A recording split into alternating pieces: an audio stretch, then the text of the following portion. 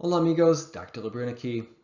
Hello friends, it's Dr. Lebrun here. Today we're going to take a look at the story El Conde Lucanor Ejemplo 35, or example number 35 by Don Juan Manuel. So I'm going to explain it in Spanish and English so that you'll be able to understand it and then be able to write about it in Spanish on the AP Spanish Literature and Culture exam.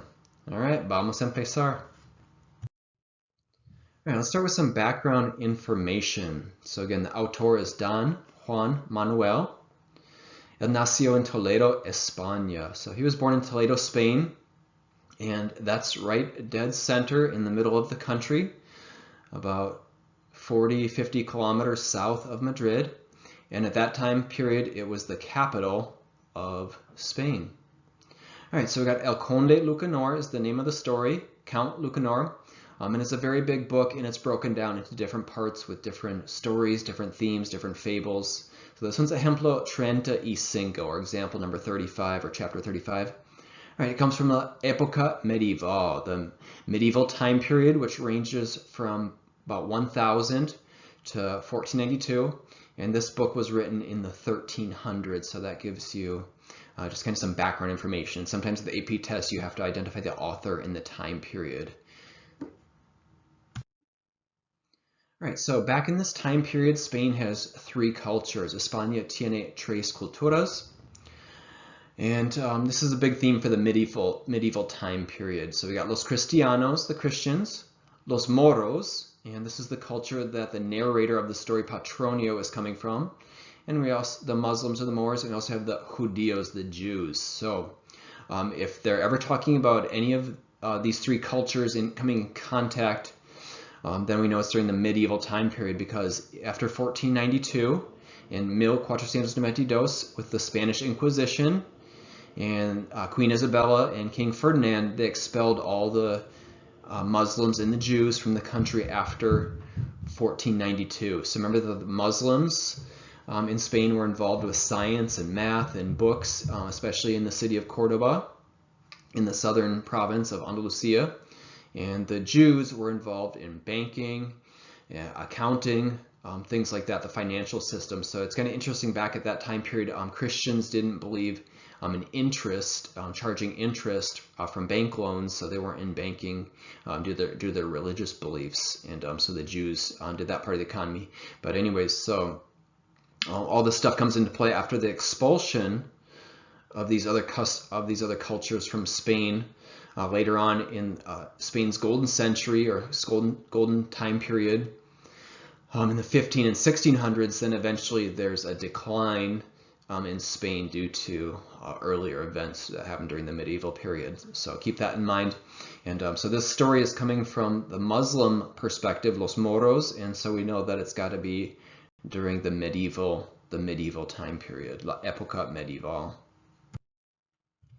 All right, so some recursos literarios, or some literary devices. You need to know these terms for the AP test. So una fábula is a fable. So it's un relato breve con intención didáctica. So it's just a brief story, and the purpose of it is to teach. And so we're going to take a look at the moral of the story in a little bit at the end of the video. And so this is coming from Arab Custom. All right, so there can be a couple themes. So there's 6 overarching themes for AP Spanish Literature and Culture exam, and some of the works can relate to more than one. So this one, I would probably say there's more than one. So they're not just set into one specific theme. Notice it's el tema. That's a masculine word ending in ma, coming from Greek origin. So a lot of times people are going to put la tema. No, this is an exception to the rule. So it's el tema. Could be relaciones interpersonales. Comes from interpersonal relationships. So we're going to take a look at a summary of the story in just a little bit. Another theme could be el tema, la construcción del género. So the construction of gender. How do males and females interact during this time period?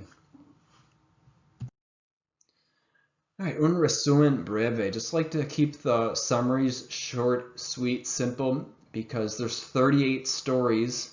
There's 38 literary items on the AP Spanish Literature and Culture reading list.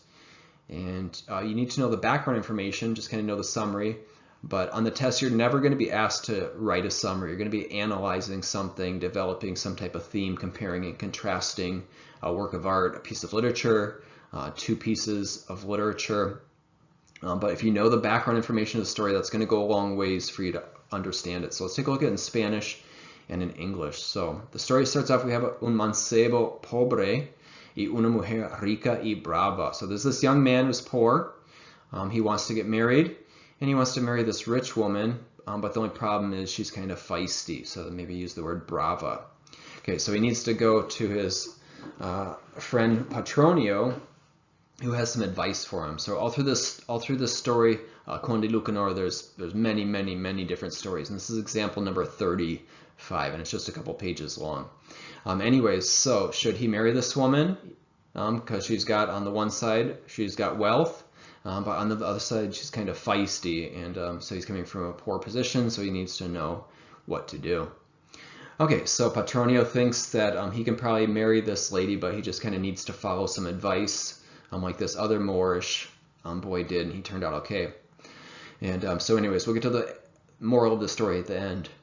So what the mancebo does, at the beginning of the story, he tells these three animals, dame agua para lavarme las manos. So first he tells the caballo, and then he tells the perro, then he tells the gato. He tells these animals, get me water so I can wash my hands. Okay, obviously the animals are incapable of understanding what he says, and they're incapable of getting him water. And so one by one, he kills his caballo, he kills his perro, and he kills his gato. And the spouse, the new spouse, the mujer rica y brava, she sees all this. And then when the mancebo, the young man, tells the new spouse, the newlywed, dame agua para lavarme las manos, get me water so that I can wash my hands, she doesn't want to be the fourth victim. And then so she quickly obliges, and so in this manner she learns to obey her husband. Okay, so if you think about this from a gender perspective, it's very sexist. And so back in that time period in the 1300s, the male spouse would want, the husband would want the wife to obey him. And again, that could also be coming from the Moorish tradition, or just kind of gender inequality at that time period. And then in other works of art, other works of literature, Sor Juana starts to promote gender equality. So that's going to be a theme, la construcción del género, that this is pertaining to. It could also be relaciones interpersonales. So you need to write and compare and contrast about that perspective. Okay, so then later on in the story, el suegro y la suegra. El suegro is the father-in-law, and la suegra is the mother-in-law of this mancebo, this young man. The father-in-law tries the same thing. He tries to order his wife around, but she doesn't fall for it. They're already set in their ways, and she doesn't listen. She's not going to obey her husband the way that the young man teaches his newlywed wife to. So let's take a look at the moral of this story then, why it worked for the young man, but why it didn't work for the father-in-law, el suegro. All right, la moraleja. All right, si al principio no te muestras como eres, no podrás hacerla cuando quisieras. So see how it rhymes nicely there in Spanish? The translation doesn't work perfectly or word for word or sound as nice when we go to English. That's why it's important to read these stories in Spanish and understand them in Spanish as well. But I think when I explain in English and give you some examples, you can understand at a deeper level. All right, so the English translation could be, if at first you don't show who you are, you won't be able to later. And so that's why the young man, el mancebo, got his newlywed bride to listen to him, but the suegro, the father-in-law, it didn't work for him. All right, that's what I've got for you. All right, gracias por mirar. All right, we'll see you on the next video. Buena suerte en el examen de AP, literatura española y cultura.